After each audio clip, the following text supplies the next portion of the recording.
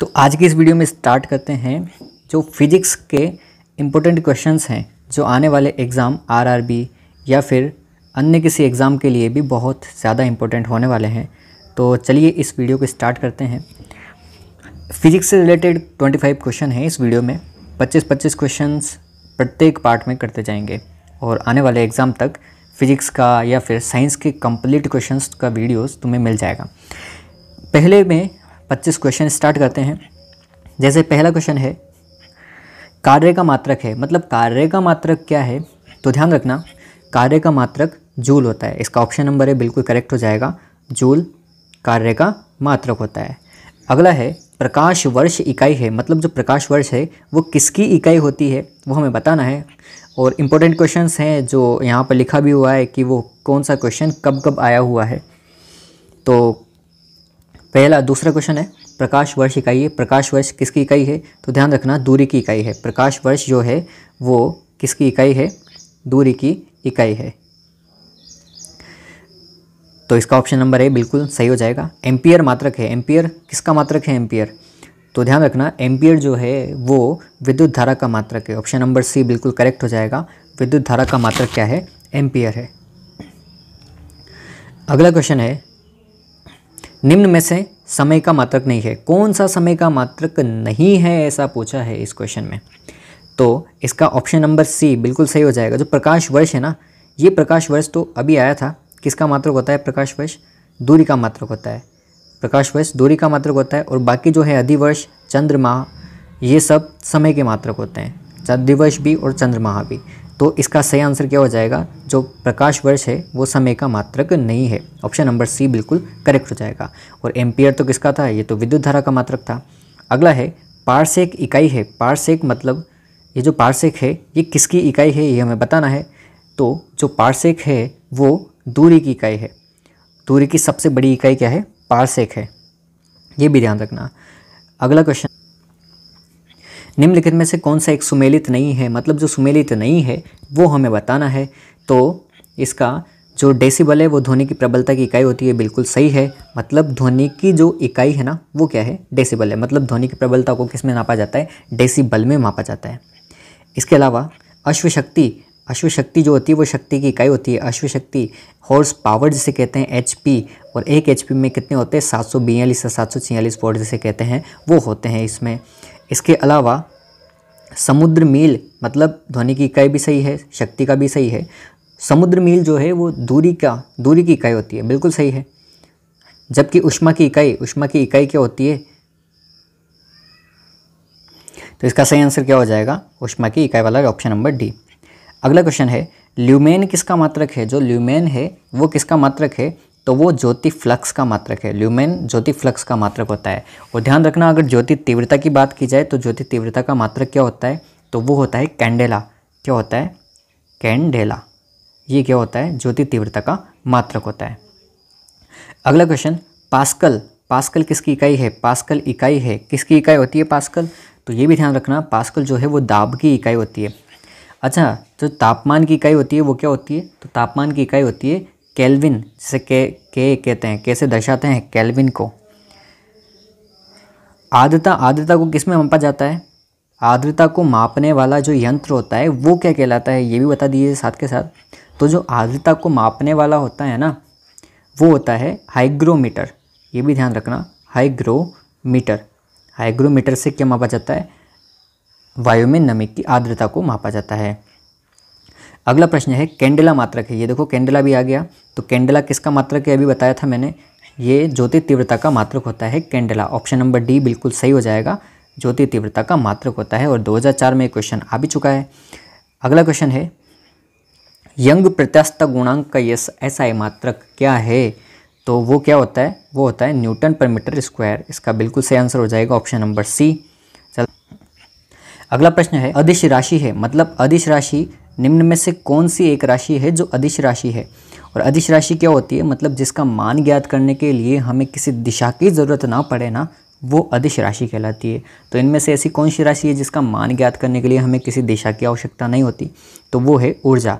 ऊर्जा को दिशा की आवश्यकता नहीं होती कि ऊर्जा इधर चल रही है या उधर चल रही है, जबकि बलाघूर्ण एक सदिश राशि होती है, संवेग ये भी सदिश राशि होती है, जबकि ऊर्जा एक सदिश राशि नहीं होती, ये अदिश राशि होती है। निम्नलिखित में से सदिश राशि है, अब इनमें से सदिश राशि हमें बताना है कि सदिश राशि कौन सी है। तो ध्यान रखना, जो वेग है वो सदिश राशि है। वेग का मान पता करने के लिए हमें दिशा की आवश्यकता होती है। जैसे वेग, कोई गाड़ी है वो इधर चल रही है या इस दिशा में चल रही है, उसे पता करने के लिए, वेग का मान निकालने के लिए हमें किसी न किसी दिशा की आवश्यकता होती है। तो वेग क्या है, यहाँ पर एक सदिश राशि है। अगला क्वेश्चन है, पदार्थ के संवेग और वेग के अनुपात से कौन सी भौतिक राशि प्राप्त की जाती है। मतलब संवेग और वेग के अनुपात से कौन सी राशि प्राप्त की जाएगी, ये हमें बताना है। तो जो द्रव्यमान होता है वो संवेग और वेग के अनुपात से प्राप्त की जाती है। यहाँ से इसका मतलब क्या हुआ, जो द्रव्यमान m होता है वो संवेग और वेग इन दोनों के अनुपात से निकलता है।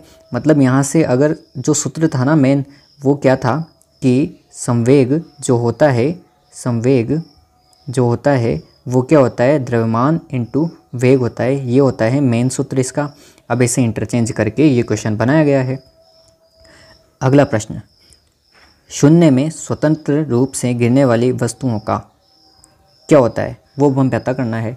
जैसे स्वतंत्र रूप से गिरने वाली वस्तुएं समान त्वरण होता है जो स्वतंत्र शून्य में का मतलब होता है बिना किसी माध्यम में अगर कोई दो वस्तुएं गिर रही है स्वतंत्र रूप से, तो ध्यान रखना उनका त्वरण समान होगा।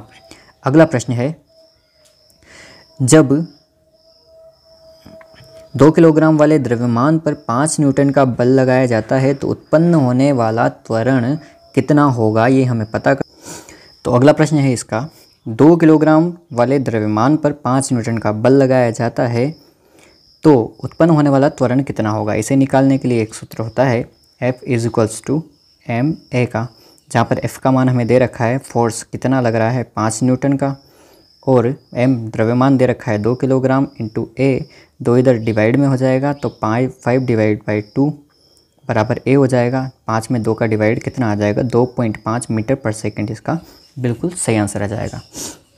तो 16वें का आंसर क्या हो जाएगा, 2.5 मीटर पर सेकंड होगा। ध्यान, मीटर पर सेकंड स्क्वायर यहाँ पर आंसर होगा, ये ध्यान रखना। इकाई सही लगानी है, मीटर पर सेकंड स्क्वायर इसका आंसर होगा। अगला प्रश्न है, किसी भी स्थिर या गतिशील वस्तु की स्थिति और दिशा में तब तक कोई परिवर्तन नहीं होता जब तक उस पर कोई बाह्य बल सक्रिय ना हो। तो ये जो नियम होता है, ये होता है न्यूटन की गति का प्रथम नियम, और इसे क्या कहते हैं, जड़त्व का नियम भी कहते हैं इसको। और जड़त्व का नियम के अलावा इसे गैलीलियो का नियम भी कहते हैं। ये भी ध्यान रखना, कुछ भी पूछा जा सकता है। तो गैलीलियो का नियम भी प्रथम नियम को ही कहते हैं, जड़त्व का नियम भी इसी नियम को कहते हैं। मतलब कोई वस्तु अगर स्थिर अवस्था में है तो वह स्थिर अवस्था में ही रहेगी जब तक उस पर कोई बाह्य बल कार्य नहीं करता।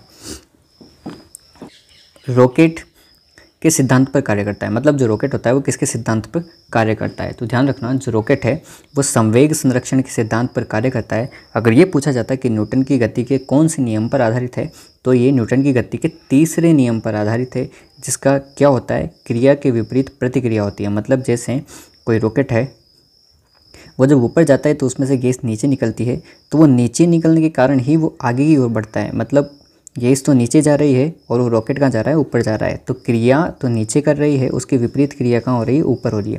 तो क्रिया के विपरीत क्रिया जो होती है वो कहाँ होती है, विपरीत दिशा में होती है। अगला प्रश्न है, यदि एकाएक चलना प्रारंभ कर दे तो अश्वारोही के गिरने की आशंका का कारण क्या होता है। तो यह नियम भी क्या होता है, ये ध्यान रखना, विश्राम जड़त्व का नियम होता है। कौन सा, विश्राम जड़त्व का।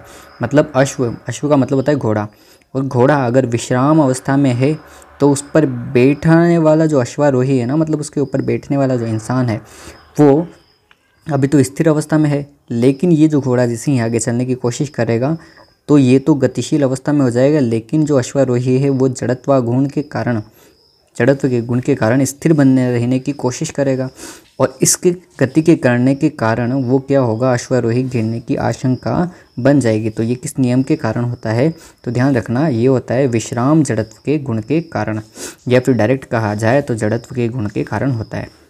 अगला है, चलती हुई बस जब अचानक ब्रेक लगाती है तो उसमें बैठे हुए यात्री आगे की दिशा में गिरते हैं। इसको किसके द्वारा समझाया जा सकता है, तो ध्यान रखना इसे भी समझाया जाता है जड़त्व के नियम के द्वारा या न्यूटन की गति के पहले नियम के द्वारा। क्योंकि क्या होता है, जैसे बस चली रही होती है तो उसमें बैठे यात्री जड़त्व के गुण के कारण वहीं पर टिके रहते हैं, लेकिन जैसे ही गतिशील होते हैं, मतलब बस भी गतिशील चल रही है, अचानक ब्रेक लगाने का मतलब बस भी गतिशील है, उसमें बैठे यात्री को भी गतिशील है, लेकिन जैसे ही बस एकदम से रुकती है ना तो उसमें बैठे हुए यात्री आगे की ओर चले जाते हैं। और ये किस नियम के कारण होता है, ये होता है जड़त्व के नियम के कारण, जो कौन सा है, न्यूटन की गति का पहला नियम है। अगला प्रश्न है, बल का गुणनफल है। बल का गुणनफल है, ये क्या होता है वो हमें बताना है। तो ध्यान रखना द्रव्यमान और त्वरण, ये क्या होता है, बल का गुणनफल। जैसे F = क्या होता है, ma, जहाँ पर फोर्स बराबर फोर्स तो हो गया बल, m क्या हो गया द्रव्यमान और a क्या हो गया त्वरण। और अगर पूछा जाए तो ये किस नियम के ऊपर बनी है समीकरण, तो ये गति के दूसरे नियम पर आधारित है, F = ma, इसे भी ध्यान रखना। अगला प्रश्न है, शरीर का वजन, मतलब शरीर का जो वजन होता है वो पृथ्वी की सतह पर सभी जगह एक समान होता है, नहीं होता है ऐसा बिल्कुल भी।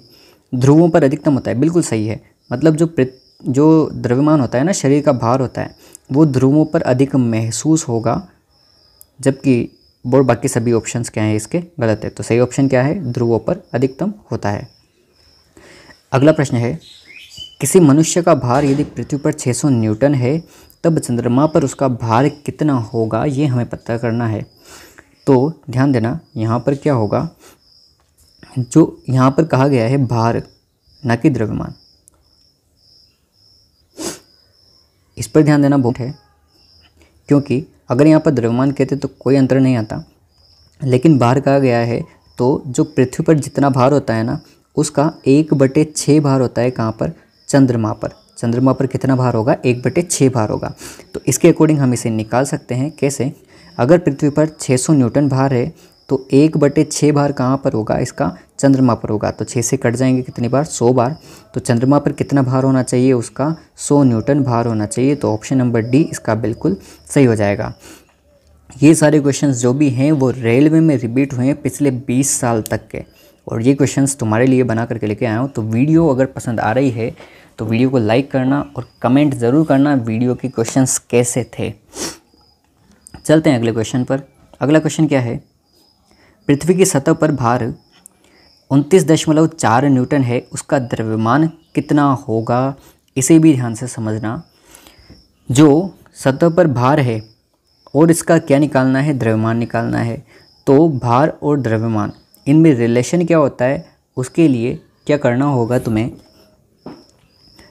29.4 इसमें डिवाइड करना है 9.8 का, जो गुरुत्वाकर्षण बल का मान होता है 9.8, इससे डिवाइड करेंगे तो दशमलव से दशमलव तो हट जाएगा, और जब इसमें डिवाइड करोगे तो ये कितनी बार जाएगा, ये जाएगा 3 बार।